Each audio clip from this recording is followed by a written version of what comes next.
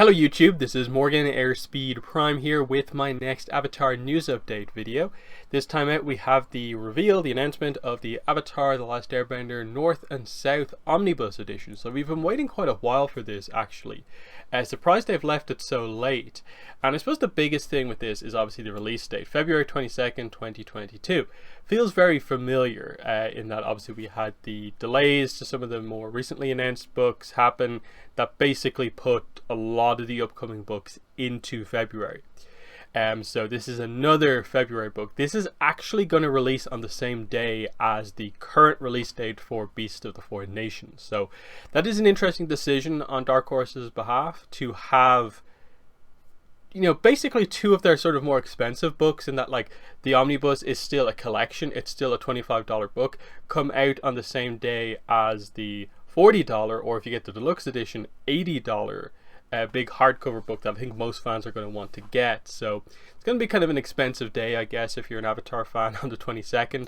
And then also on February 8th you have the Chibi book out just before that. That's only a couple of dollars, so like that's not too bad, but you know, they're really loading a lot of books into February, which is kind of interesting. Which, you know, do we just interpret it that like 2021 was a little bit of a write-off with just COVID still affecting things, Avatar Studios then affecting things, and they're going to try and get back on track in 2022? We'll have to wait and see, but we're still waiting for comic announcements. And at this stage, at least for me, having read Suki alone, I'm totally in, okay, what's next for Avatar? What's next for Korra? But anyway, let's get into this. So finally, this is the fifth Gurihiru and Jin Yang book. This is the last one. This should be the omnibus that finishes the spine image across the omnibus editions. Makes me wonder if they're going to do an imbalanced omnibus, and if they do one, what's going to be on the spine? Is it going to start a new spine image, or is it just going to be some generic thing? It's going to make it feel a little bit weird, because obviously they did kind of just suddenly stop the comics. It does also make me wonder, if they do it, who's doing the cover? Are they going to get Gurihiru to do the imbalanced cover, or is Peter Wortman going to try and do a cover in this similar style of, you know, the white background, the characters, a few of them faded into the background, a few of them in the spotlight, that sort of thing. Obviously, there's not a lot to say about North and South. We know what this is. A pretty good book in terms of like the guitarist story. Unfortunately, Sokka gets a little bit sidelined, even though he's meant to sort of be like the co-lead. He doesn't really get much to do, and then the other characters are definitely just there for sort of support towards the end. Katara and I'd say Hakoda are definitely the focus, along with some of the newer characters, but I like what we're seeing here. And yeah, we know what this format's going to be. It's going to be the same size, of course, as an individual part of a comic, but it's going to be pretty thick, has the spine image. We know what to expect from the omnibus editions at this point. But yeah, the February date's interesting, because if we look at Smoke and Shadow, this omnibus is still not out yet. It's coming out in September. So we're still over 3 months away from the release of this. So the gap between the Smoke and Shadow and the North and South omnibus is like, what, 5 months? So we have September into October, November, December, January, February. So 5 months between that coming into this. So it's not quite the sort of usual 4 months that we had between the Promise going into the Search and then the Search into the Rift. But it's also not as long as, say, the Rift, which was the last one that came out in February. So February all the way into September. So like a 7-month gap there. That's the long one. This is still longer than usual, but not as long as we previously had. So they've definitely slowed things down, which is kind of interesting to discuss. The same thing happens, as you can see here, with the art books. So you can see the Book 1 Air art book came out in March. The Book 2 Spirits one is coming out in September, even though there was actually only like a 4 or so month gap between the Avatar art book and the Korra art book. So they're increasing the gap between these books for whatever reason. It's kind of interesting. And then obviously we have September to February for Beast of the Four Nations.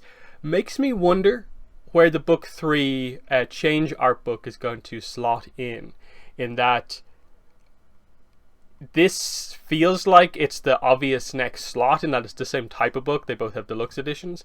So is it going to be like 4, 5, 6 months on from Beasts of the Four Nations that the book 3 change art book comes out? That seems kind of crazy that they're going to leave potentially like a year between the book 2 Spirits art book reprint and the change reprint. So I don't know. I'd maybe be more expecting maybe like 2, 3 months on from this. Would they do the 4? Was that better? I'm not really sure. But they're definitely in a bit of a weird spot here, because obviously with this announcement, it's pretty much direct confirmation. We are getting books announced into February. So anything new is going to be for sort of March onwards, basically. So interesting. But yeah, I think the only thing left to do is to really analyze the cover. So I have it open here in a slightly bigger format. I say slightly, but like, let's put this up to 100%. It's a huge image here. I love it when we get these reveals and the image is really big, but let's put it back down to 50 here so we can actually get a good look at it. So it's the usual format of like the white background, very clean, north and south. Katara and Sokka are our focus characters, and then we have Toph and Aang in the background with some water effects here, and then an ice kind of effect in the background. Again, I love Team Gurihiru's art. I think it's really, really cool to see this more modern kind of, 2020, 2021 Gurihiru art. Really cool to see. Love to see them return to do an Avatar or a Korra book, but just seeing new art from them is really cool.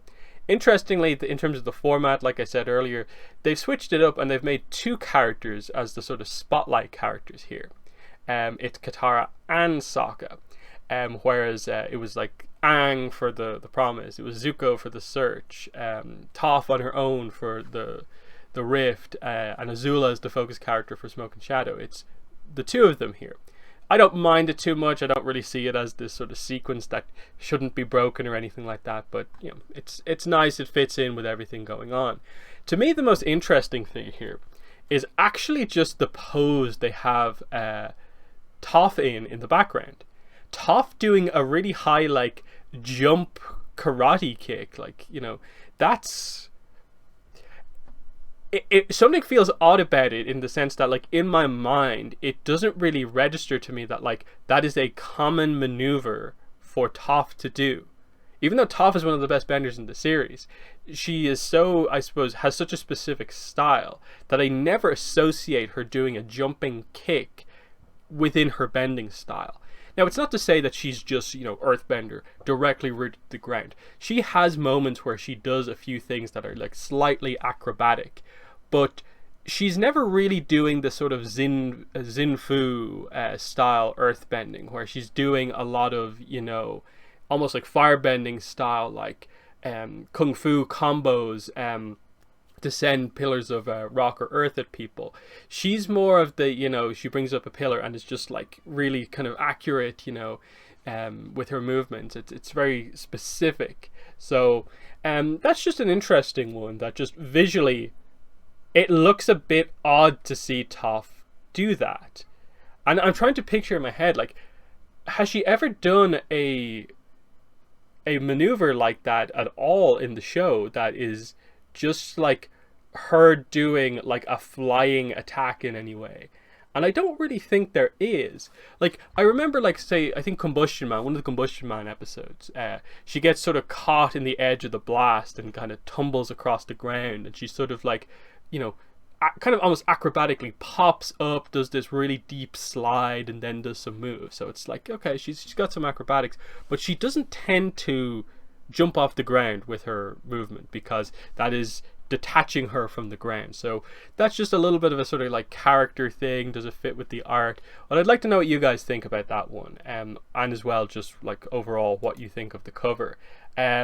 Again, I want this in my collection, of course, because I want to have the set of these. These are the the really important comics that really started the Avatar comics, and so even though I don't think North and South is like as good as some of the previous ones, it's still impactful because the Katara arc was wonderful in this comic, and so on.